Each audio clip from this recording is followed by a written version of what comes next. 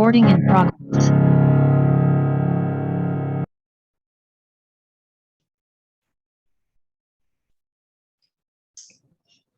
Selamat malam, Bapak, Ibu, dan saudara sekalian. Malam. Udah, Pak. Sudah tampil ya? Sudah, Pak Budi. Oke, terima kasih. Terima kasih untuk Saudari Viola yang sudah mengawali dengan doa. Semoga semuanya berjalan dengan lancar, tentunya menjadi berkat bagi kita. Dan Pak Joko yang mengawali dengan doa melalui lagu atau pujian. Terima kasih Pak Joko. Saya nggak tahu lagu itu, memang nggak pernah dengar. Oke, pada malam hari ini bagian saya adalah membawakan bab yang ke-46 ya, atau 47. Nah, bersekutu dengan bangsa Gibeon. Bapak Ibu, saudaraku sekalian, kita melihat pelajaran ini ada kisah-kisah yang sangat luar biasa ya kalau kita lihat. Yaitu nanti akan kita lihat bagaimana keajaiban Tuhan di bagian akhir dari pelajaran ini. Oke, saya baca dari pelajaran ini. Dari Sikem, bangsa Israel kembali ke perkemahan mereka di Gilgal. Nah, segera setelah itu di tempat ini mereka didatangi oleh satu utusan asing yang ingin mengadakan perjanjian persahabatan dengan mereka. Nah, para utusan itu menyatakan bahwa mereka telah datang dari negeri yang jauh. Dan hal ini tampak dibuktikan oleh cara penampilan mereka. Pakaian mereka sudah usang dan compang-camping. Lalu sandal mereka juga sudah lapuk. Persediaan makanan mereka tinggal sedikit. Dan botol kulit tempat anggur mereka sudah koyak-koyak dan bertambal-tambal. Seakan-akan itu telah diperbaiki dengan tergesa-gesa di tengah perjalanan mereka. Nah, Bapak Ibu saudaraku sekalian, kalau melihat fitur daripada orang atau yang berpenampilan seperti ini, apa yang dikisahkan oleh mereka, diceritakan oleh mereka, orang Gibeon sebenarnya ini, pasti orang percaya apa yang diceritakan, bahwa saya ini dari jauh, tempat kami ini jauh, berjalan sudah berhari-hari untuk menuju ke tempat ini dan sebagainya, itu akan percaya karena melihat sandalnya saja sudah lapuk ya. Mungkin sudah, kalau orang sekarang itu kalau sandal jepit itu sudah dikasih peniti ya dan lain sebagainya. Kemudian sudah disambung-sambung. Zaman dulu saya masih kecil itu masih banyak sandal jepit itu ada penitinya itu ya, kalau putus di peniti ini. Jadi itu yang terjadi. Nah, ini juga terjadi kepada orang yang menipu ini, yaitu loh, tempat minumanku ini loh sudah bolong-bolong, sudah banyak tembelannya. Kemudian terakhir setelah Yosua melihat, loh Tuhan, ini loh saya masih hangat membawa roti ini. Tetapi oleh karena perjalanan jauh, makanan ini atau roti ini sudah menjadi remah-remah dan berjamur ya, atau sudah rusak. Sehingga orang-orang Israel percaya kalau bangsa ini atau orang-orang ke kelompok ini memang berjalan jauh sekali menuju ke tempat di mana bangsa Israel ini berkumpul setelah memerangi suku-suku yang ada di Kanaan. Nah, di negeri mereka yang jauh, yang menuntut pengakuan mereka berada di luar perbatasan Palestina, orang banyak, kata mereka, telah mendengar tentang perbuatan-perbuatan ajaib yang telah diadakan Allah bagi umatnya. Oke, it's okay ya ceritanya, kalau orang ini menipu, silakan. Tetapi yang lebih penting dari sini yang saya garis bawahi tentunya adalah bahwa banyak orang di luar Israel ini melihat bagaimana luar biasanya bangsa Israel yang dituntun oleh Tuhan. Mereka sangat dahsyat, hampir selalu menang dalam peperangan ketika mereka menghadapi musuh di dalam perjalanan mereka. Selalu menang. Ya, ini dengan kata lain menang kalau memang dia yang memakai kuasa Tuhan. Tapi ada juga bangsa Israel ini yang sok hebat, sok pinter, sehingga tidak menggunakan nasihat Tuhan, tidak menggunakan kekuatan Tuhan, tetapi menggunakan kekuatannya sendiri, sehingga bangsa Israel ini jatuh. Ini pada hari Rabu yang lalu ya, dan juga Sabat atau Jumat yang lalu sudah disampaikan bagaimana bangsa Israel ini sampai kalah dengan bangsa yang kecil sekali. Bisa sampai puluhan ribu bangsa Israel ini mati oleh karena tidak memakai kuasa Tuhan dan tidak meminta nasihat Tuhan. Nah, saya bangganya di sini bagaimana gebiar dari bangsa Israel ini, suara ini sudah mendengung luar biasa, dahsyat ke seluruh negara-negara atau bangsa-bangsa yang lain, sehingga dikatakan di sini orang yang di luar perbatasan Palestina, orang banyak kata mereka telah mendengar tentang perbuatan ajaib yang telah diadakan Allah bagi umatnya, dan telah mengutus mereka mengadakan janji persahabatan dengan Israel. Nah, satu hal baik, satunya tidak baik. Yang berikutnya adalah mulai penipuan dilakukan. Ya, bangsa Israel telah diamarkan untuk tidak mengadakan janji persahabatan dengan bangsa-bangsa penyembah berhala di negeri Kanaan. Saudaraku sekalian, memang seharusnya menjauhi bangsa yang tidak percaya kepada Tuhan, yang tidak menyembah Tuhan. Dan ini sudah diamarkan oleh Tuhan bahwa bangsa Israel jangan berteman, jangan bergaul dengan orang-orang yang tidak seiman. Nah, ini nanti kalau diaplikasikan ke dalam kehidupan kita banyak sekali. Ya, bisa saja itu kita berteman dengan orang-orang yang tidak sesuai dengan iman kita. Anak muda bergaul dengan orang-orang yang bisa membawa buruk tabiatnya. Anak muda dan pemudi bisa menjalin hubungan dengan orang-orang yang tidak seiman, itu juga tidak boleh, dan lain sebagainya ya. Jadi ini aplikasinya lebar. Tapi kita batasi dengan bagaimana perintah Tuhan ini. Ya. Para pemimpin Israel sebenarnya sudah meragukan kata-kata mereka. Barangkali kamu ini diam di tengah-tengah kami. Ketika bangsa Gibeon atau orang Gibeon ini menjelaskan bahwa mereka ini orang jauh, perlu dikasihani, dan ingin menjadi bagian dari bangsa Israel untuk tinggal di Israel. Mereka meminta belas kasih dan mereka mengatakan segala sesuatu bla bla bla dengan keadaan yang begitu perlu dikasihani ya, karena barang-barangnya sudah lapuk, sudah hancur karena begitu jauhnya berjalan. Kalau zaman dulu memang berjalan kaki ya. Berjalan kaki bisa untuk beberapa kilo itu bisa harian jalannya ya. Tapi ini kok sampai lapuk, berarti sudah berminggu-minggu mungkin jalan. Tetapi masih ada bangsa Israel yang meragukan. Jangan-jangan kamu ini dari tengah-tengah kami. Mungkin karena dialeknya ya. Itu bisa dilihat. Oh, ini masih misalnya orang Jawa Timur. Kalau orang Surabaya saja, pasti orang Malang tahu, oh ini orang Surabaya. Orang Surabaya pun tahu, oh ini orang Malang. Ada itu. Ya, ketika berkumpul itu, katanya kalau Malang itu selalu diakhiri A kalau ngomong itu. Iya, bener, dan lain sebagainya. Sehingga orang Surabaya tahu betul, oh ini orang Malang. Nah, kalau orang Malang juga tahu kalau itu orang Surabaya. Pun demikian juga dengan orang Blitar, orang Nganjuk. Jadi tahu betul, oh ini masih orang Jawa Timur. Nah ini rupanya bangsa Israel ini beberapa orang ini meragukan. Jangan-jangan ini dekat dengan kita ini orang ini. Jawab mereka, kami ini hamba-hambamu. Ya. Dan singkat cerita, Yosua secara langsung bertanya kepada mereka, siapa kamu ini? Dari mana kamu datang? Lalu segala keterangan ini berhasil ya, yang keterangan yang sudah disampaikan berhasil membujuk bangsa Israel untuk bersahabat dengan mereka.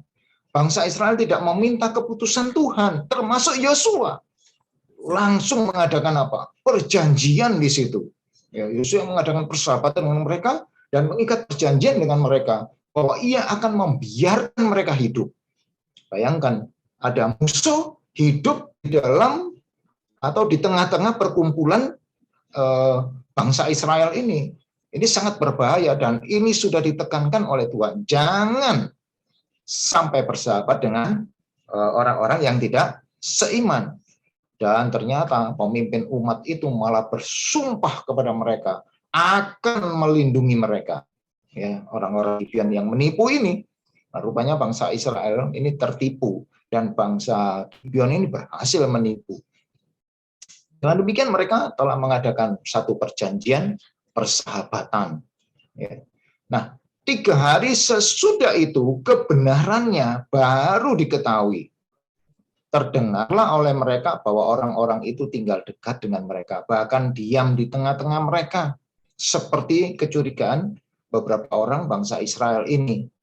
Ketika saya membuat cerita anak, waktu itu saya dulu juga pernah di kepustakaan besar di Advent. Ya, saya ini bagian cerita anak dulu. Jadi cerita anak ini di Alkitab, cerita Alkitab anak. Ya.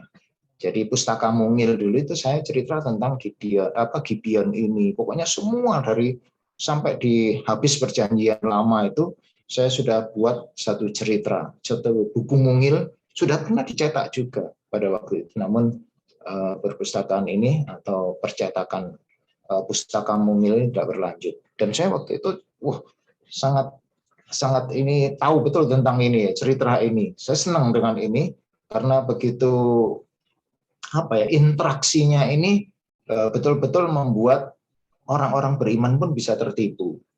Dan orang-orang beriman bisa juga melupakan Tuhan oleh karena dialog mereka ini mungkin cukup bagus. Ya. Nah, kembali kepada cerita Gibeon ini, mengetahui bahwa adalah mustahil melawan bangsa Israel, orang-orang Gibeon ini telah menggunakan tipu daya.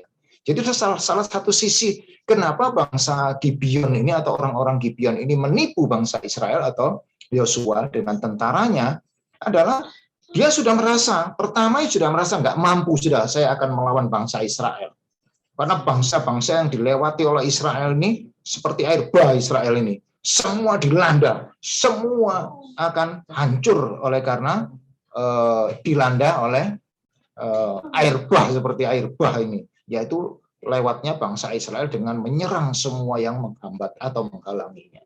Dan ini membuat gentar orang-orang Gibeon. Karena itu mereka berusaha untuk bagaimana supaya bangsa Gibeon ini mendapat kasih dari bangsa Israel. Nah, dengan cara apa? Tipu muslihat ini yang luar biasa. Nah, besarlah kemarahan bangsa Israel apabila mereka mengetahui tipu daya yang telah diadakan terhadap mereka. Wah, ini mungkin terbakar ya, mungkin rasa hatinya dan emosinya bangsa Israel ini ketika dia tahu bahwa ternyata dekat orang ini. Ya, wilayah dekat dengan kita, dan hal ini telah bertambah lagi apabila setelah 3 hari perjalanan mereka tiba di kota-kota di negeri Gibeon. Jadi hanya 3 hari perjalanan, ternyata dekat. Nah, kalau zaman dulu 3 hari perjalanan itu mungkin sini Surabaya ya, sehingga terlalu dekat, yang katanya tadi jauh sekali, sehingga perlu belas kasih dari bangsa Israel.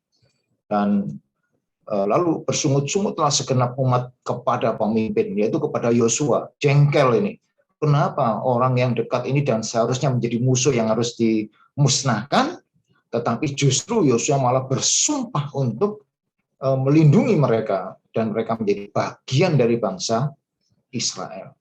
Tetapi mereka tidak mau membatalkan perjanjian persahabatan itu, sekalipun hal itu telah diadakan dengan melalui tipu muslihat, tetapi Yosua memikirnya karena dia sudah bersumpah di atas Tuhan ya, atau bersumpah demi Tuhan Allah Israel. Dan orang Israel tidak menewaskan mereka. Seharusnya mungkin sudah katal tangannya ini bangsa Israel ini untuk menghabisi bangsa Gibeon. Tapi karena sudah terikat janji atau sumpah, maka tidak bisa dilakukan.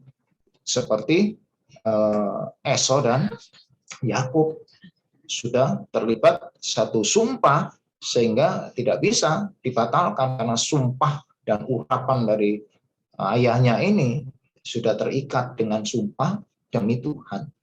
Demikian juga dengan bangsa Gibeon ini sudah menang dia. Satu sisi dia menang, tujuannya berhasil menipu bangsa Israel termasuk pemimpinnya yaitu Joshua. Nah, bangsa Gibeon telah menjanjikan diri mereka untuk meninggalkan penyembahan berhala. Nah, ini janjinya. Karena tuntutan Tuhan, siapapun yang bersama dengan kamu harus mengikuti agamamu. Ini saudara, nanti aplikasi-aplikasinya ini bagus sekali.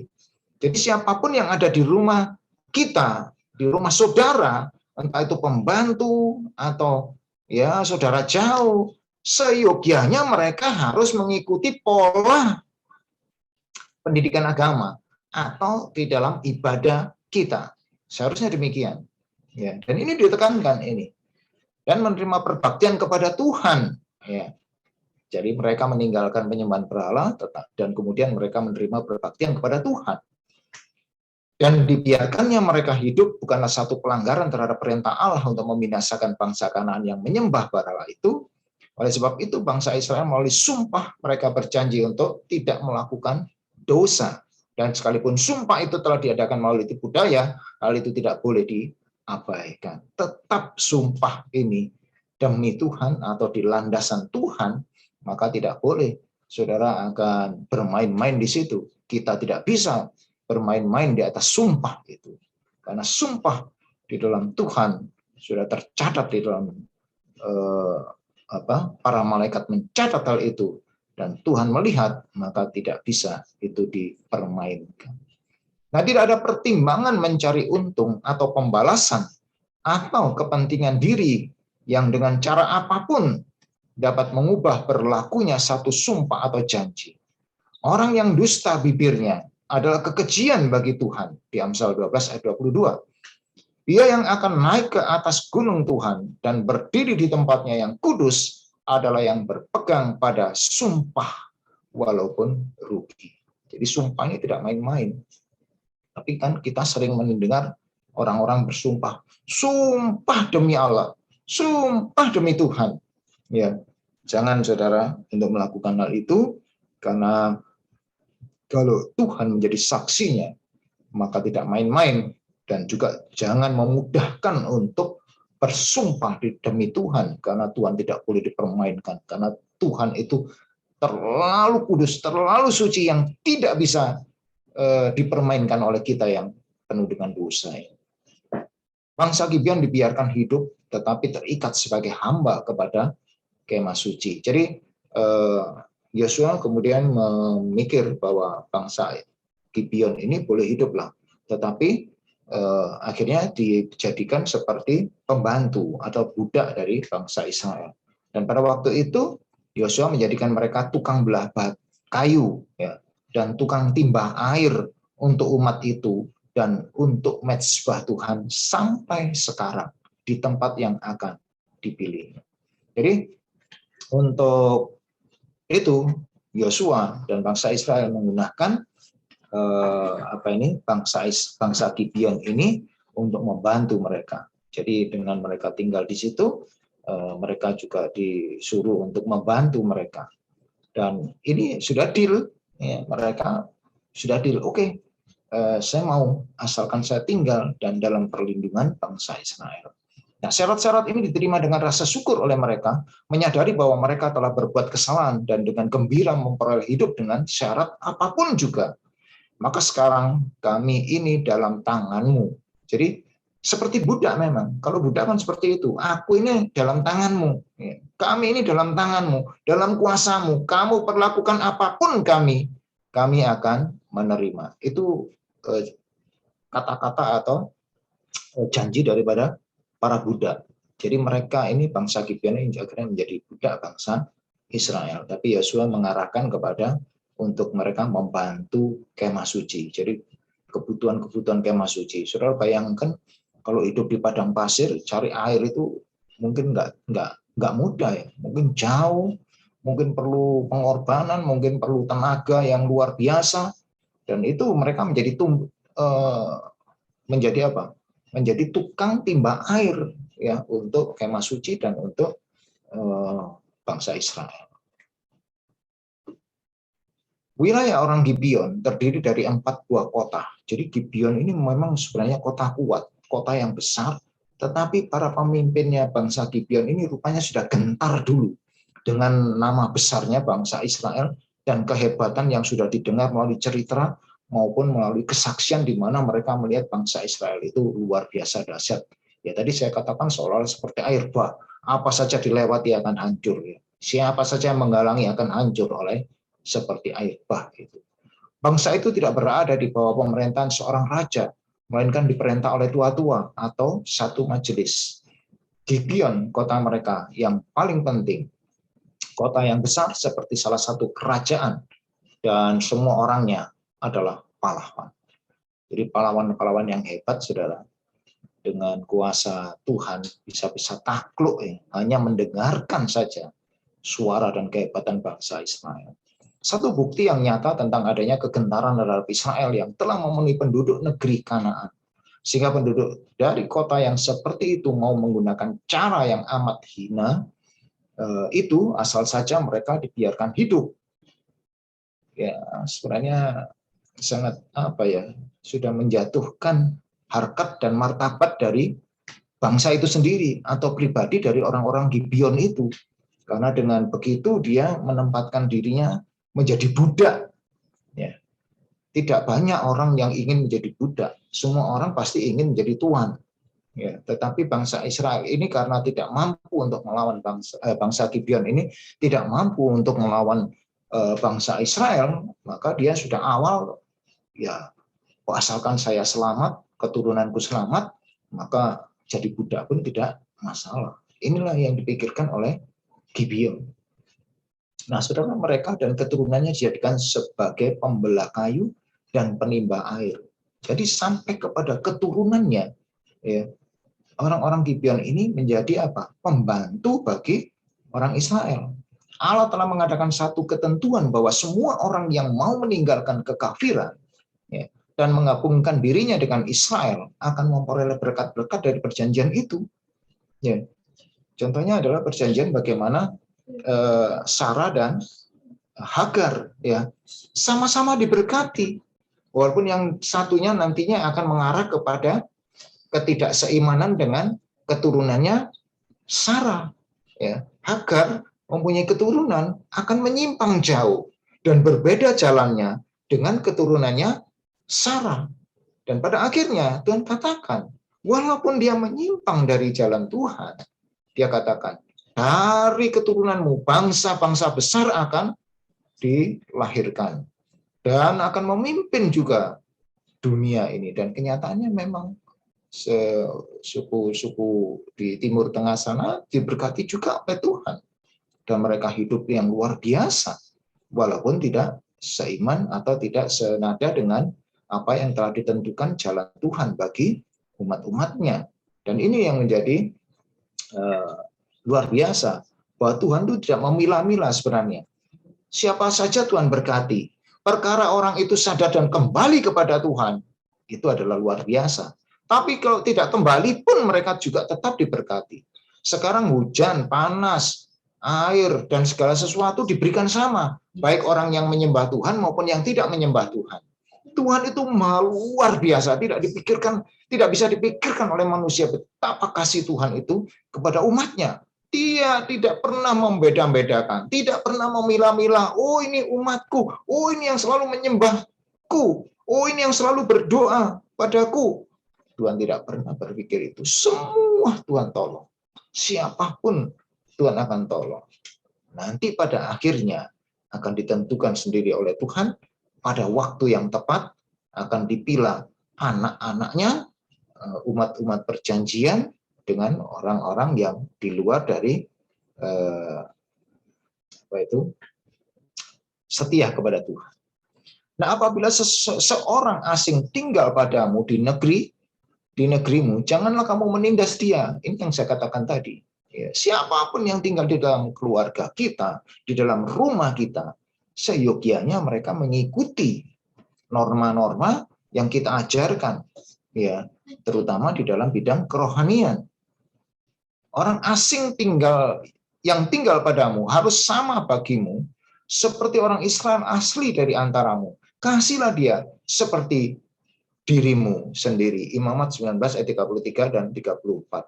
Karena itu suatu hal yang sangat luar biasa, saudara.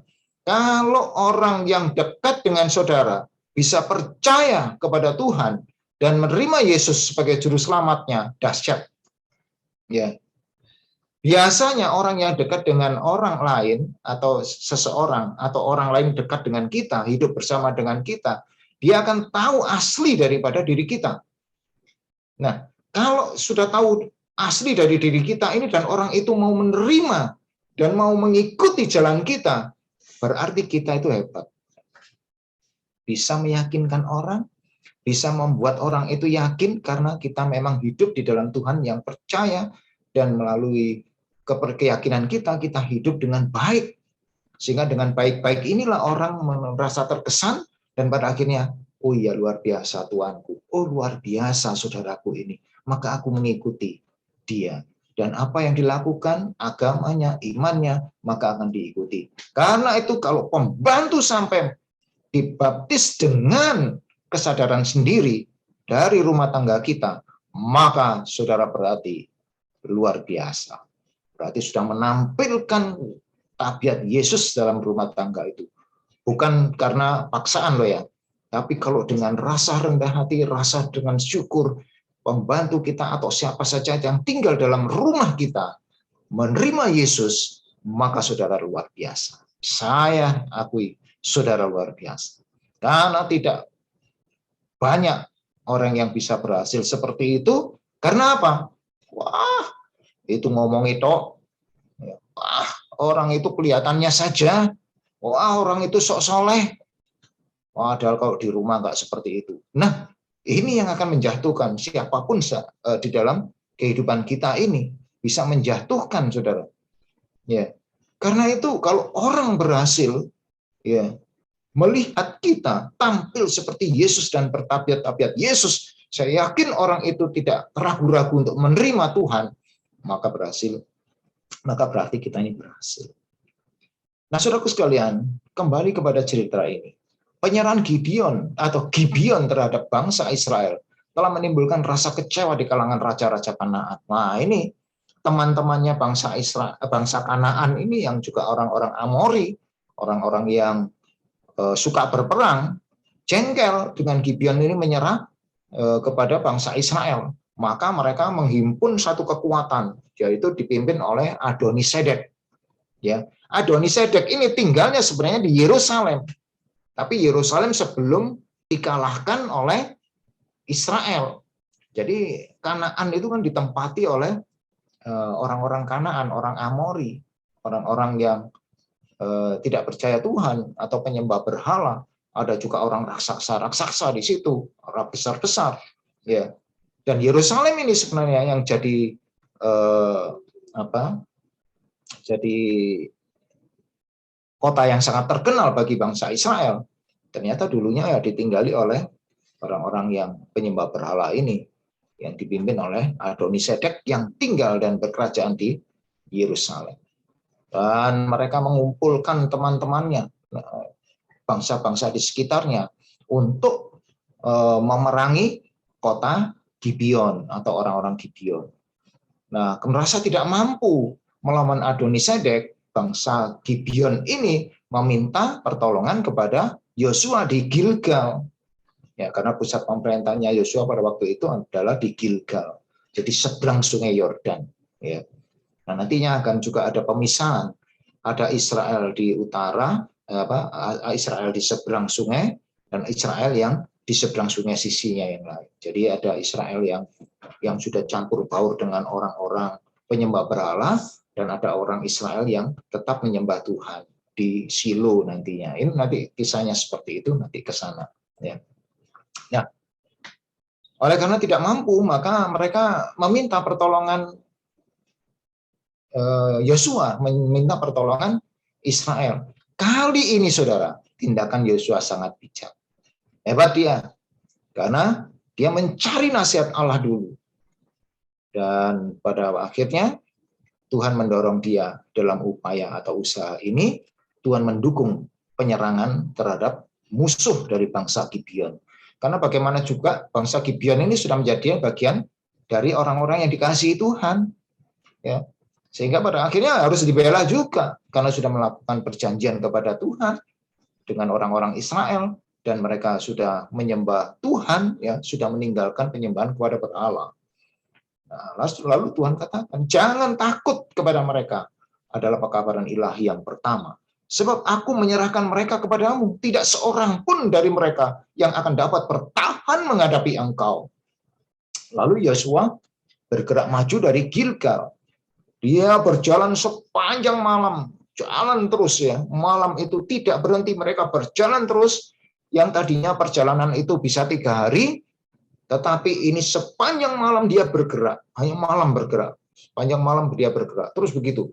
Dan pada akhirnya sampailah di tempat di mana orang-orang Amori ini sudah mengepung kota-kota Gibeon. Tinggal perintah untuk menyerang dan menghancurkan Gibeon, maka Gibeon akan lumat. Karena mereka dari berbagai kerajaan berkumpul untuk menyerang Gibeon. Dan di pagi-pagi buta, bangsa Israel tentara Israel yang dipimpin oleh Yosua ini sampai ke tempat itu. Dan tidak banyak tanya, bangsa Israel ini dengan perkasa memerangi orang-orang Adonisedek ini, yaitu orang-orang Amori. Dengan serangan yang mendadak ini, maka dan dengan kuasa Tuhan, maka bangsa Amori ini berlari tunggang langgang, hancur kocar-kacir, dan pada akhirnya mereka lari ke gunung, ya, tetapi tetap dikejar oleh Yosua dan tentaranya. Mereka tercerai-berai, mereka melarikan diri ke atas gunung dan pada akhirnya menuruni sisi gunung yang lain. Dan ketika mereka berada di sisi lain dari gunung tempat perlarian tentara Amori itu,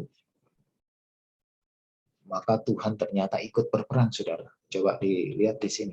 Tuhan melempari mereka dengan batu-batu besar dari langit. Wah, Tuhan ikut berperang ternyata untuk memerangi musuh-musuh bangsa Israel maupun musuh orang Gibeon. Karena nantinya ya bangsa Israel pasti juga menyerang bangsa-bangsa yang ada di Kanaan itu, karena Kanaan itu sudah diserahkan oleh Tuhan kepada bangsa Israel dengan cara harus dimusnahkan semua penduduk yang ada di Kanaan itu. Ya, karena mereka sudah sangat degil, sudah tidak lagi bisa diperbaiki untuk percaya kepada Tuhan, maka bagi Tuhan itu sudah tidak ada artinya, sehingga mereka harus dimusnahkan. Nah, yang mati kena hujan batu yang luar biasa itu, dahsyat dan besar-besar batu itu, ternyata lebih banyak daripada yang dibunuh oleh tentara-tentara Israel. Jadi luar biasa ya. Inilah kalau kita berpihak kepada Tuhan, maka Tuhan yang berperang, dan kita akan duduk diam dan menikmati hasil dari berkat-berkat Tuhan itu. Janji Tuhan seperti itu, saudara. Mengetahui bahwa hari itu sudah terlalu singkat untuk dapat melaksanakan pekerjaannya, jikalau tidak dihancurkan seluruhnya, musuh mereka itu akan berkumpul kembali, akan menyusun kekuatan lagi, bisa menjadi serangan yang luar biasa bagi bangsa Israel karena mereka dendam. Nah, melihat itu, Yosua dari atas bukit atau dari puncak bukit itu melihat ke lereng, banyak tentara Amori ini yang melarikan diri dan menuruni lereng itu. Dan kesempatan itu Yosua berpikir, wah, kalau mereka sampai bersembunyi dan jauh dari jangkauan ini, maka mereka akan kumpul kembali dan menyusun kekuatan, akan menjadi kesulitanlah bangsa Israel. Karena itu Yosua berpikir, wah, ini harus dihabiskan. Tapi masalahnya saat itu sudah siang menjelang sore. Wah, ini gimana ini? Jelas mengejar itu perlu waktu.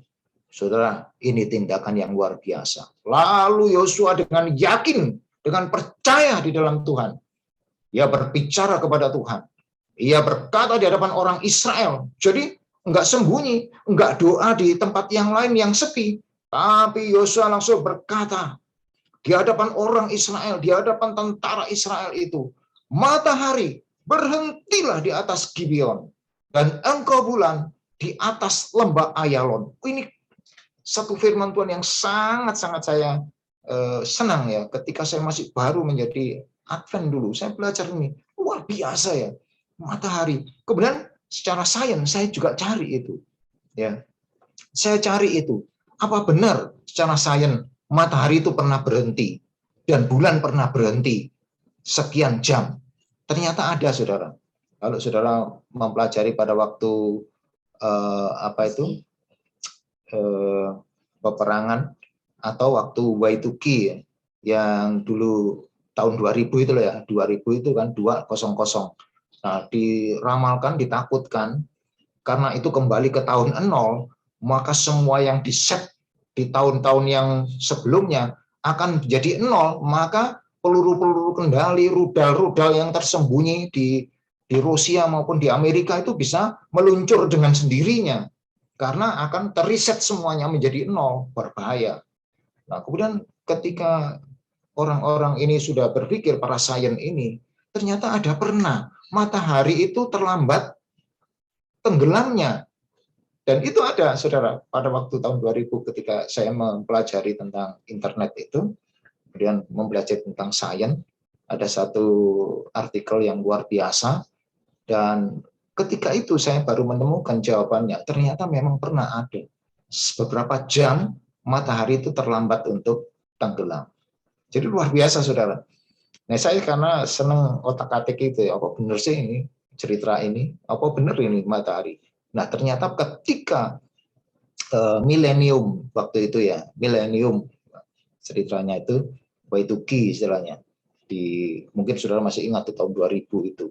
Semua ketakutan dunia akan hancur karena bank-bank ini akan terbuka, kunci-kuncinya akan terbuka karena kan semua di-set dengan angka. Tetapi kalau kembali kepada 2, kemudian 00 di belakangnya, berarti teriset semuanya. Maka bank-bank ini berangkas-berangkasnya akan buka semuanya, karena semua di-set dengan computerized ya, dengan cara komputer atau internet atau apa saja ya, dengan sistem. Kalau semuanya dikembalikan 0, maka semua buka. Dan peluru-peluru kendali waktu itu, kita semua, waduh, orang-orang, terutama orang-orang IT ya, di perusahaan saya itu, waduh, sudah, oh ya ini, nanti program kita nanti hancur semua, rusak semua ini.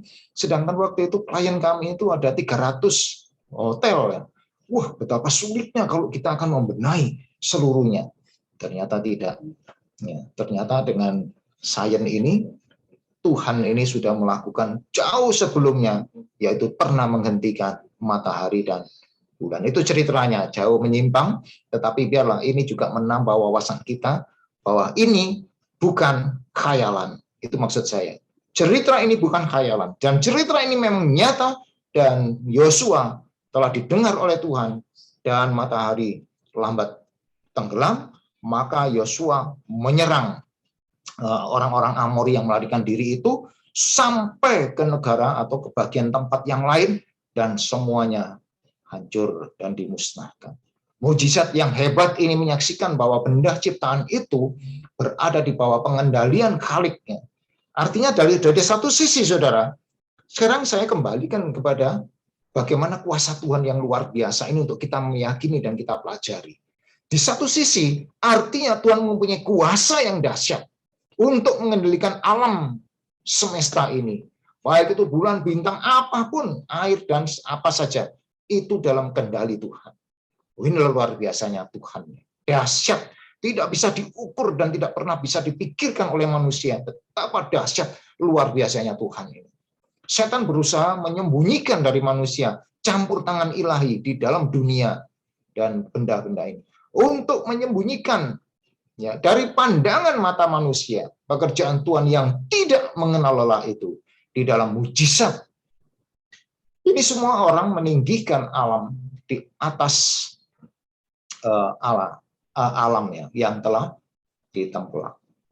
Atas kehendaknya sendiri, Allah telah memerintahkan kekuatan alamiah untuk menghancurkan kekuatan musuh-musuhnya.